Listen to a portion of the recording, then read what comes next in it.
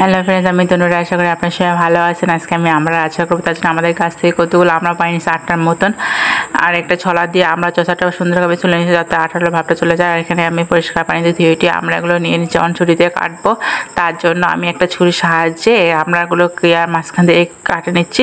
আর আমি বিচির মধ্যে কিন্তু কতগুলো অংশ দেখতে পাচ্ছি না, রাখি দিচ্ছি। আমি এখানে বিচি খেতে ভালোবাসি, আর এগুলো গিয়ে আদা রসুন দিব, তাই এগুলো আমি পরিষ্কার দিয়ে ধুয়ে করে নিচ্ছি। আর একটা কড়াই বসে সরষের তেল পর্যাপ্ত পরিমাণ দিচ্ছি। তারপরে যাতে আর একটু তেল দিব না, প্রথমে দিচ্ছি তেলটা, তারপরে পাঁচফোড়ন দিয়ে দিব, তারপরে আদা কুচি যেটা করছি ওটা দিয়ে দিলাম, আর রসুন কুচি। এগুলো খেতে কিন্তু অনেক ভালো লাগে আদা কুচি মশলা দিয়ে আচারের মধ্যে। তারপরে আমি আচারটা বেশি খেতে তাই ঝাল দিয়ে দিয়েছি। এগুলো একটু 2 মিনিটের মধ্যে ভেজে নেবে যাতে কাঁচা গন্ধটা চলে যায়। তারপরে আমরা কেটে রাখা আমরাগুলো দিয়ে দিব তার মধ্যে।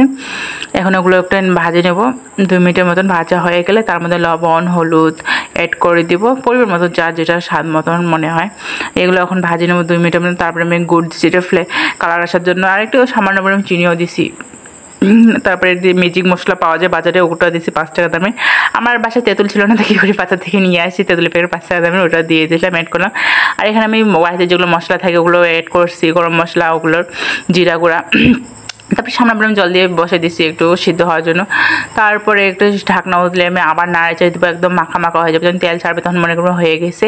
আর আমি দেখতে পাচ্ছি হয়ে গেছে। আমার আচারটা বাটিতে উঠছে, কি সুন্দর দেখাচ্ছে। আমি এই প্রথম